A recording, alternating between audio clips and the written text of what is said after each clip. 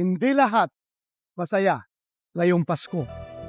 Hanggang ngayon, hinahabol pa rin kayo ng intriga dito po sa war on drugs. Bakit droga po? Dinibdib talaga namin yung aming responsibilidad. That's reality. Nangyari talaga yan eh. Why are you going to evade that issue? At hindi ko po kinakahiya yung aking papel dyan. Bagkus, may pagmayabang ko pa that I have done that. Ginawa namin ni Pangulong Duterte yung war on drugs, hindi naman para kami ay magkapera. Hindi para kami ay yumaman. Ginawa namin yon para mapigilan ang pagiging narco-state ng Pilipinas at masalba yung ating mga kabataan sa illegal na droga. Doon sa sinasabing, illegal ang mga nangyari na pag-aaresto, pagpatay. Ano po ang sagot ninyo doon? Kung mayroong pagkakamali na nagawa yung ating kapulisan, i-address natin yan, kasuhan natin. Kung may pagkakamali, ako mismo hindi ko itutolerate yung abuso dahil kaya nga tayo nagpulis to serve and protect. Senator Bato, ito nga po, matagal niyo po sinasabi na walang jurisdiction ang ICC sa Pilipinas, pero mukhang tinitignan na ngayon na recommendation po ng committee ay patawan po kayo ng charges. Citing RA 9851, Crimes Against Humanity. Ano po masasabi niyo dito kapag dito na sa Pilipinas, sa mga korte po natin na mapafile yung mga kaso na yan? Walang problema, Gretchen. Go ahead. We will face that case kung talagang after ng evaluation ng DOJ sa committee report na isasubmit nila at sila, I'm sure they will conduct their own investigation. Tingnan natin kung mag-prosper yung kaso, harapin natin sa korte yan pag yan ay na-file na sa korte. Pero kung babasahin niyo po ang RA 9851, the Philippine courts or Philippine authorities may dispense if there is another court or an international tribunal that is already conducting an investigation. Section 17 po yan, which says kapag kumari may ibang investigasyon katulad nung sa ICC, pwede na lang nilang ipasa sa kanila yung kaso o yung jurisdiction dito sa kaso. Yung po ba ay nakikita ninyong pag-recognize din doon sa investigation? At handa po ba kayo kung sakaling yan po ang piliin ng Philippine government? Yeah, the operative word there is may dispense, di ba? So it's all up to the Philippine government kung talagang ito-turn over nila yung kaso sa ICC. So kung ito-turn over naman lang sa ICC, then we will seek judicial relief from the Supreme Court. Kung talaga bang paano i-determine ng Supreme Court yung jurisdiction ng ICC dito sa ating bansa. Pero baka sakali, no, naalala ko lang before leading up to this, Senator Bato, na minsan sinasabi nyo nga, no, same with former President Rodrigo Duterte, na haharapin nyo yung kaso sa tamang forum dito sa Pilipinas. So, I'm guessing, di ka naman masyadong nagulat. Or nagulat po ba kayo nung biglang nag-announce sa plenaryo ng House kahapon na, ayun nga, kasama kayo dun sa kakasuhan ng Crimes Against Humanity? Expected na namin yan. Alam naman namin yun right from the start. So ano talaga ang hidden motive ng Quadcom na yan. Alam naman natin kung bakit yan binuo yung Quadcom. Ay alam na natin yan. So they will do everything. They will move heaven and earth to crucify us. Alam na natin yan.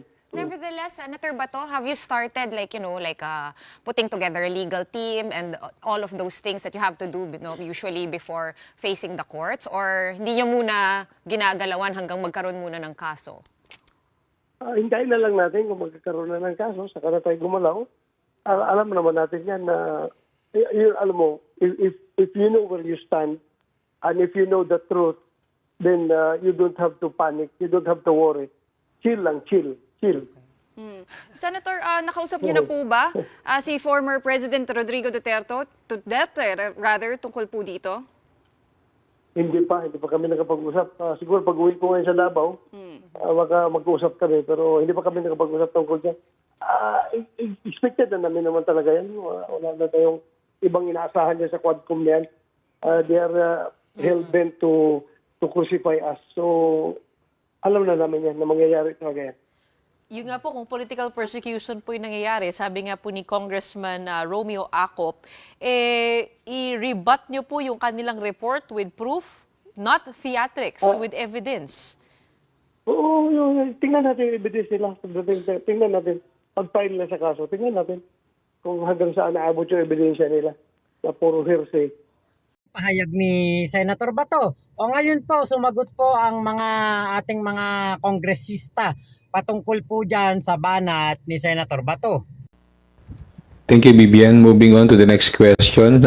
Kat Forbes from Radyo Pilipinas, you're recognized.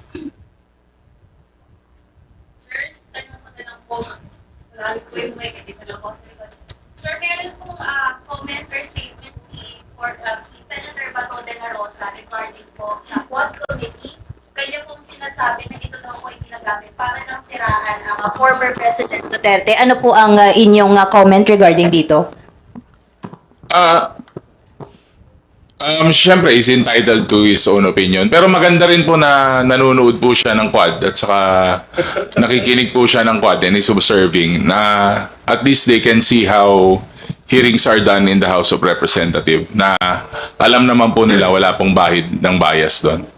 To malign someone, I think the intention is to hold people accountable, to make sure that the laws that we have passed are executed, are implemented well. And I think in this case, nakikita natin na may mga batas na lumalabas at may mga batas na, mga panukalang batas na napafile. At nakikita ho talaga nating in aid of inquiry in aid of legislation po ang ginagawa natin sa Kamara.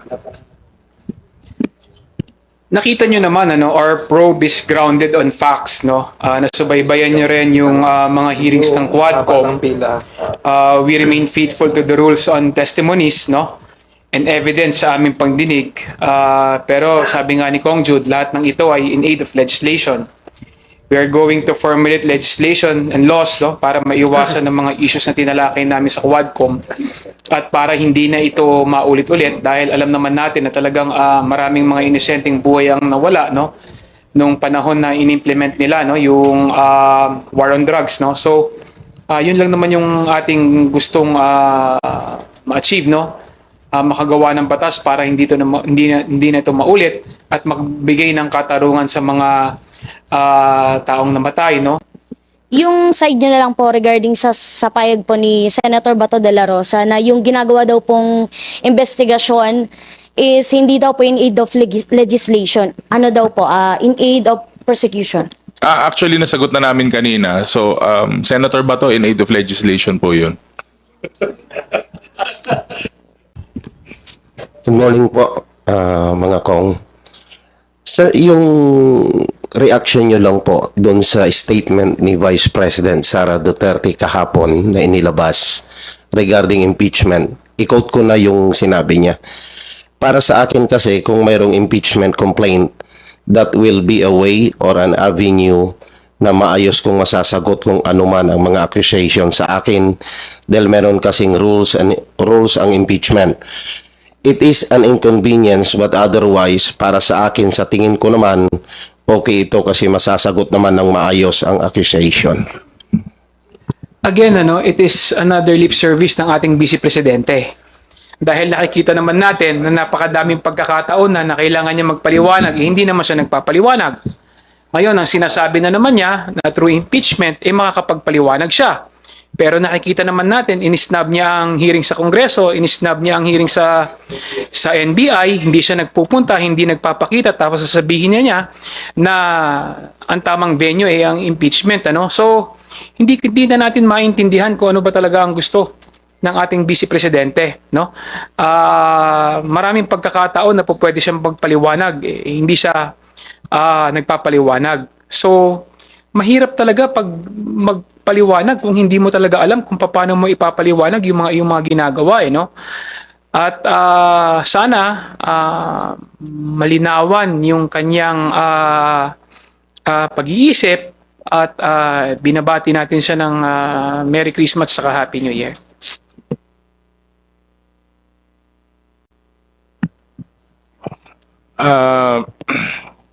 katulad ng sinabi ni Kong Paulo, no, maraming pagkakataon na sana ang meron ng pangalawang Pangulo para explain at magpaliwanag at mag-cooperate sa mga investigasyon, hindi lang ho dito sa Kongreso, kahit po sa NBI.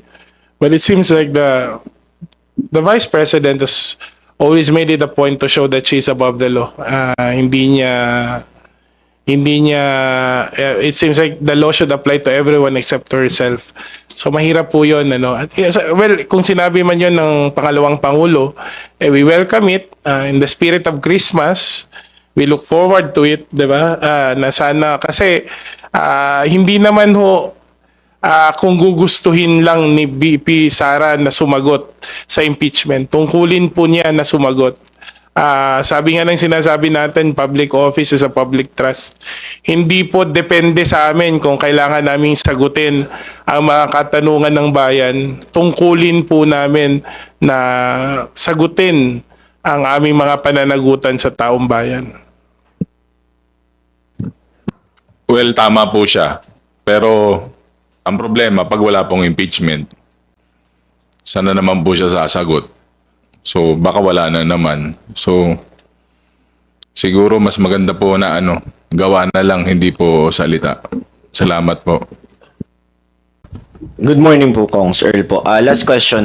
Sir, yung doon kayo sa budget sa zero subsidy ng PhilHealth, may mga ilang mini-vloggers na medyo nag-cause ng public panic na hindi raw pwede magkasakit next year dahil nga wala raw budget ang PhilHealth.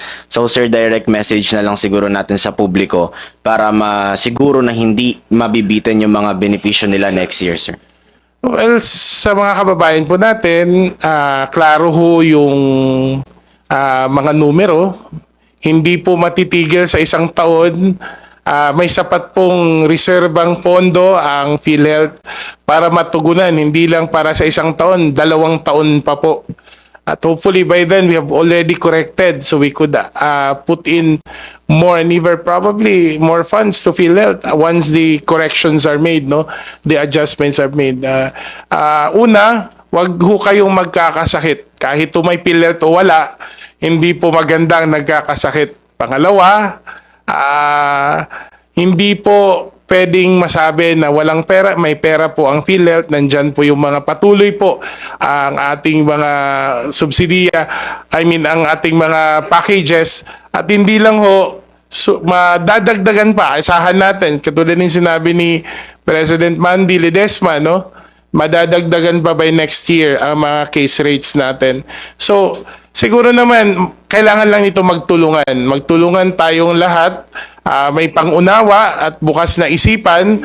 At sasabihin ko lang ho din sa mga nagpapakalat ng maling kwento, maawa naman kayo sa taong bayan.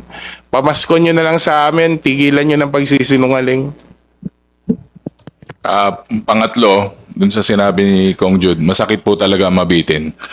Kaya sinisigurado po natin na sa taong bayan po na PhilHealth has more than enough funds to cover its members for the entire year. Klarong-klaro po yun. Itong mga nagpapakalat po ng fake news, baka hindi pa po sila membro ng PhilHealth, kaya bitter sila. Kaya itigil nyo na yung mga kalokohan na pinagagagawa nyo. Okay, Tams, in aid of legislation ang ginagawa po ng ating Kongreso. Hindi po para sa persecution ng mga gumawa po ng WOD. Ang masama nito, 'di ba? Napakarami pong kabulastugan, katarantaduhan at ang dami na pong nagpapatunay na ang WOD ni Digong ay peke. At para lamang po ito sa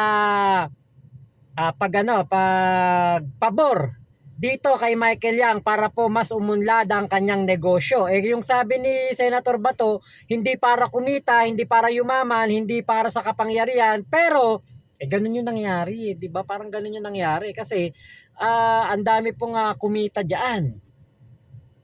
Dahil mayroong reward system. Syempre, pwede namang i-deny ni Senator Bato. Kaya nga po meron tayong pagdinig, 'di ba? Mabuti na lamang talaga at may Quadcom.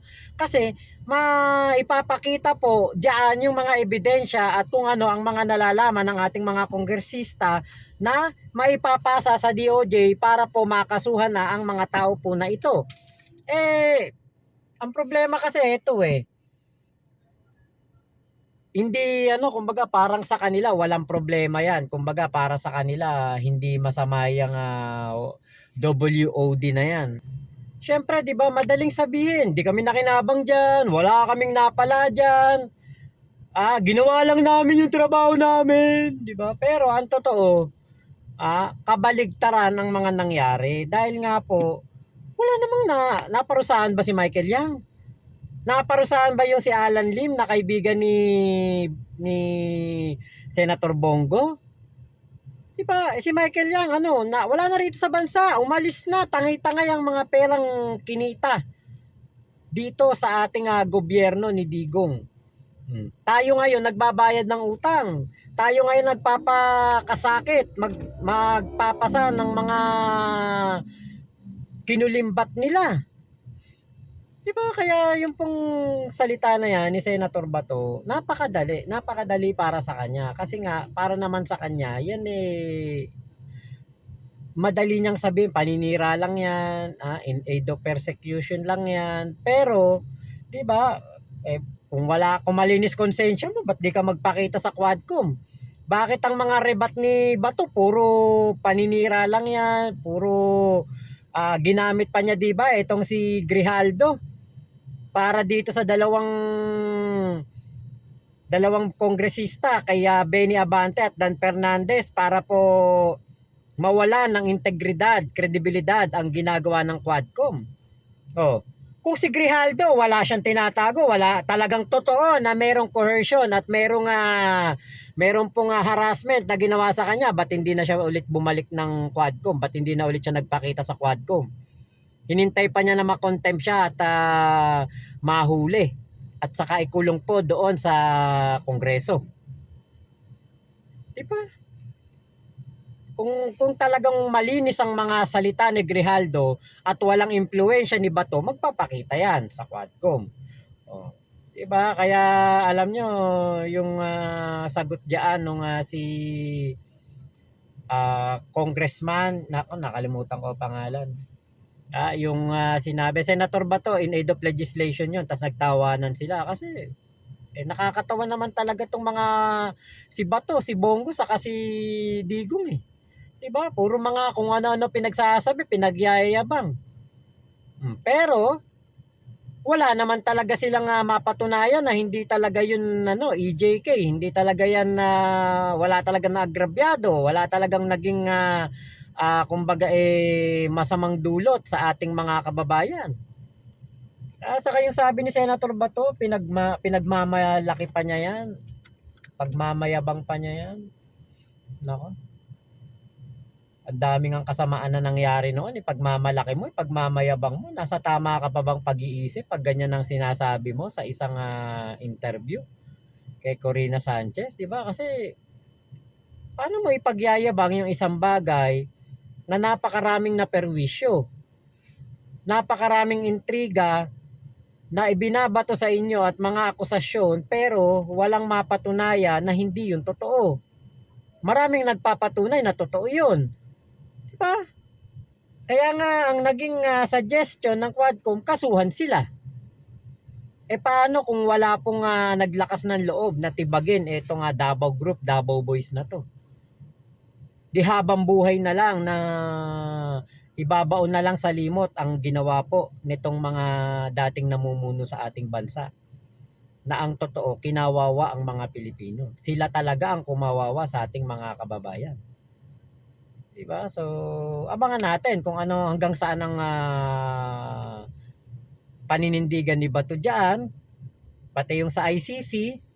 Sana talagang pasukin tayo ng ICC at isuko sila sa ICC para talagang walang para mapakulong talaga sila doon sa ICC nang sila magbayad sa kanilang mga kasalanan. Diba po? So yun lamang po, maraming salamat sa pagsama nyo dito sa aking vlog na ito. Ingat po kayo, nasan mang panig kayo ng mundo. Momo chup chup, love you, God bless us all Pilipinas. God first, Happy New Year!